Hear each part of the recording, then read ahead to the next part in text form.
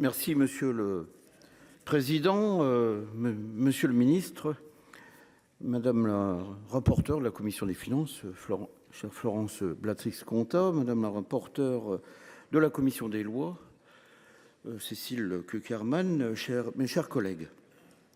Cette mission AGTE, Monsieur le Président de la Commission des Finances, et Monsieur le rapporteur général, mes chers collègues, la mission administration générale et territoriale de l'État verra en 2025 ses crédits baisser de 15,8% en autorisations d'engagement, par contre augmenter de 6,5% en crédits de paiement. Les crédits de paiement s'élèvent à 4,96 milliards d'euros.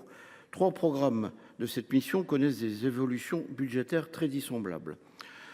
En premier lieu, le programme 354, Administration territoriale de l'État, le principal programme, joue un rôle clé, englobant plus de la moitié des crédits de la mission, soit 58%.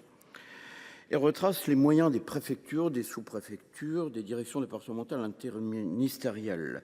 Ces crédits progressent de 4,29% en autorisation d'engagement, plus 3,19% en crédit de paiement. En second lieu, le programme 232 Vie politique, qui finance l'exercice des droits des citoyens en matière électorale, connaît cette année une baisse très importante de ses crédits, 61,08% en crédit de paiement notamment. Cette chute s'explique par l'absence d'échéance électorale, ça a été rappelé par nombreux collègues. En effet, il est logique que ces crédits fluctuent au gré des calendriers des élections. En dernier lieu, le programme 216, Conduite et pilotage des politiques de l'intérieur, qui représente 40% des crédits de la mission, accuse une forte baisse en autorisation d'engagement. Là encore, cette diminution est logique et s'explique par l'entrée dans la phase de construction de divers projets immobiliers du ministère. Les enjeux de cette mission sont très vastes. Je voudrais attirer votre attention sur deux réalités. La première concerne la diminution de la qualité de l'ingénierie territoriale délivrée aux communes. Bien souvent, la baisse des moyens de l'administration territoriale de l'État a été contrebalancée par les initiatives des conseils départementaux qui ont créé des structures chargées de répondre aux besoins des communes en leur apportant soutien et conseil.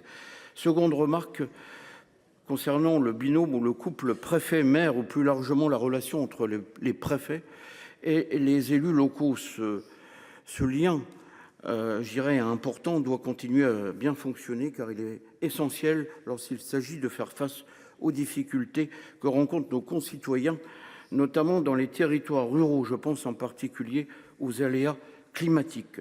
Avant de conclure, je souhaite relever un point de satisfaction concernant l'ANTS, aujourd'hui France Titres, puisque je dirais j'ai plusieurs centaines d'emplois qui sont dans le département des Ardennes que je représente. Je crois que c'est aussi très important et je n'oublie pas aussi l'engagement de son maire Boris Ravignon qui s'est beaucoup impliqué et puis aussi c'est vraiment un maillage important du territoire. Alors les délais ont sensiblement baissé. 13 jours pour les cartes d'identité, 20 jours pour les passeports, donc c'est positif. Donc je tiens sincèrement à saluer cette amélioration grâce aussi à la qualité de l'ensemble des personnels.